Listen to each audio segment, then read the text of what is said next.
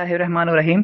अस्सलाम वालेकुम the students of first year class. आज का जो हमारा टॉपिक है वो है applications of biology for the welfare of Mankind. कि बायोलॉजी ने जो है वो कौन कौन से काम किए हैं इंसान की फलाह के लिए, इंसान के फ़ायदे के लिए बायोलॉजी ने कौन कौन से काम किए हैं, ये हम डिस्कस करेंगे। अब सबसे पहले बायोलॉजी का सबसे बड़ा कारनामा हमारे पास जो है वो है इम्यूनाइजेशन।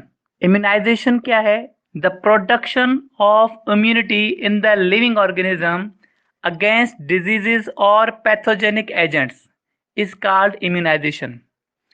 बॉडी के अंदर इम्यूनिटी पैदा करना, बॉडी के अंदर इम्यून सिस्टम को बेहतर बनाना या पैदा करना खतरनाक बीमारियों के खिलाफ या पैथोजेनिक जो एजेंट्स होते हैं उनके खिलाफ, उसे हम कहते हैं इम्यूनिटी या इम्यूनाइजेशन। इम्यूनाइजेशन क्या है? कि हमारे इम्यून सिस्टम को बेहतर करना ताकि वो बीमारियों से लड़ सके।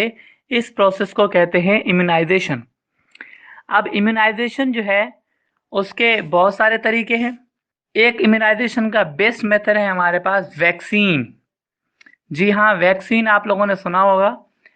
वैक्सीन जो है ये क्या है? वैक्सीन दरअसल क्या है? एक सॉल्यूशन ऑफ वीक और killed micro organisms that introduce to the body to protect against a particular disease. यानी वैक्सीन एक सॉल्यूशन है, एक सस्पेंशन है जिसके अंदर मरे हुए और कमजोर माइक्रो ऑर्गेनिजम्स होते हैं जो हमारी बीमार जो है वो हमारी बॉडी के अंदर बीमारी काज कराते हैं। ये वैक्सीन जो है हमारी बॉडी के अंदर क्या करती है? हमारे इम्यून सिस्टम को स्ट्रॉन्ग करती है, हमारे वाइट ब्लड सेल्स को स्ट्रॉन्ग करती है कि वो उस पर्टिकुलर वायरस या बैक्टीरिया से लड़ सकें। तो इम्यून जो है वो वैक्सीन जो है ये एक सॉल्यूशन है मरे हुए और कमजोर माइक्रो ऑर्गेनिजम्स का जो बॉडी के अंदर इंट्रोड्यूस कराए जाते हैं। अब वैक्सीन को बॉडी के अंदर दाखिल करने का जो मेथड है उसे आप कहते हो वैक्सीनेशन। ठीक है भाई। अब जो वैक्सीन है यानी वैक्सीनेशन क्या है? एक ऐसा process by which vaccine introduce to our body to protect specific disease. यानी हमारी बॉडी के अंदर स्पेसिफिक डिजीज से बचने के लिए वैक्सीन बॉडी के अंदर दाखिल करने का जो मेथड है उसे हम कहते हैं वैक्सीनेशन। ठीक है। अब वैक्सीनेशन जो है दाखिल जो की जाती है वैक्सीनेशन, वो सबसे पहले ये है कि भाई वैक्सीन बनाई किसने? तो भाई सबसे पहले हमारे पास एक साइंटिस्ट है एडवर्ड जेनर, एक इंग्लिश साइंटिस्ट है जिसने जो है वो वैक्सीनेशन जो है वो दरियाफ्त की, वैक्सीनेशन बनाई। ठीक है। और ये पहली वैक्सीन बनाई थी 1790s में। किस बीमारी के खिलाफ? स्मॉल पॉक्स वायरस की एक बीमारी थी, स्मॉल पॉक्स, जिसमें पूरी बॉडी पर दाने निकलते हैं।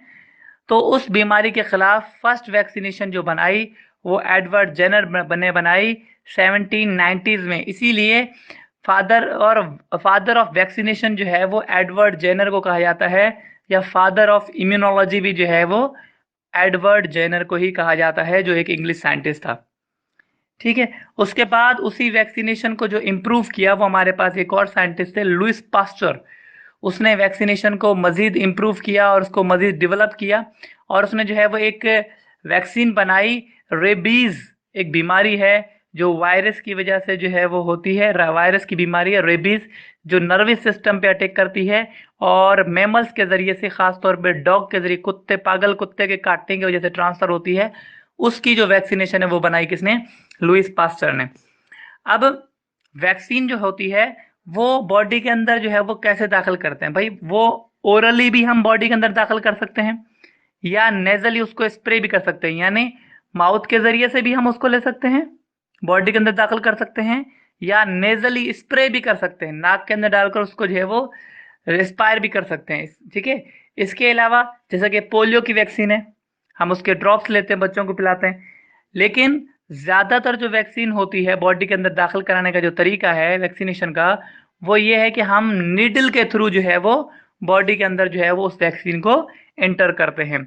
और ये वैक्सीन मतलब दोनों तरीकों से, यानी इंजेस्ट भी की जाती है और इंजेक्ट भी की जाती है, और ओरली बॉडी के अंदर भी डाली जाती है। इंजेक्ट करते हैं नीडल के थ्रू, और ओरली जो है वो माउथ या नोज के थ्रू उसको बॉडी के अंदर इंट्रोड्यूस किया जाता है। अच्छा, ये वैक्सीन जो है वो मुख्तलिफ बीमारियों के लिए इस्तेमाल होती हैं और मुख्तलिफ बीमारियों से बचने के लिए इस्तेमाल होती हैं। जैसा कि मीजल्स है, पोलियो है, टेटानस है, डिप्थेरिया, टाइफॉइड। ये बहुत सारी बीमारियां ऐसी हैं जिनसे लड़ने के लिए, जिनके खिलाफ अपनी बॉडी को इम्यून करने के लिए, बॉडी को हिफाजती निज़ाम को बेहतर करने के लिए, ताकि ये बीमारियां बॉडी के ऊपर अटैक ना कर सकें, हम वैक्सीन इस्तेमाल करते हैं। और वैक्सीन का फादर आपको पता चल गया कौन है, एडवर्ड जेनर है। अच्छा, वैक्सीनेशन या वैक्सीन जो होती है ना, वो उसकी इम्यूनिटी जो है वो शॉर्ट टाइम के लिए भी हो सकती है और लॉन्ग टाइम के लिए भी हो सकती है।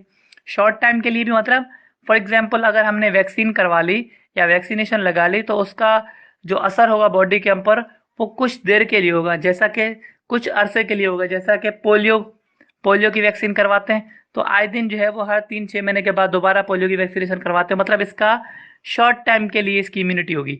लेकिन किसी किसी वैक्सीन की जो इम्यूनिटी है वो लॉन्ग टाइम होती है, जैसा कि हमारे पास सिमाल पॉक्स की वैक्सीनेशन लॉन्ग टाइम होती है। मतलब एक दफ़ा अगर आपने सिमाल पॉक्स की वैक्सीनेशन करा दी तो ज़िंदगी भर आपको जो है वो सिमाल पॉक्स नहीं होगा।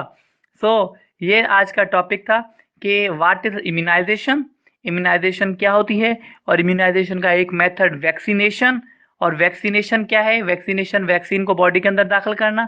फिर हमने पढ़ा कि वैक्सीन क्या होती है और वैक्सीन जो है वो कौन कौन सी बीमारियों के लिए इस्तेमाल होती है, और वैक्सीन को कैसे बॉडी के अंदर दाखिल करते हैं, वैक्सीन को बनाने वाला कौन है, एडवर्ड जेनर। और वैक्सीन को जो है वो डेवलप करने वाला या बेहतर बनाने वाला जो साइंटिस्ट है, इम्प्रूव करने वाला को वो कौन है, लुइस पास्चर है।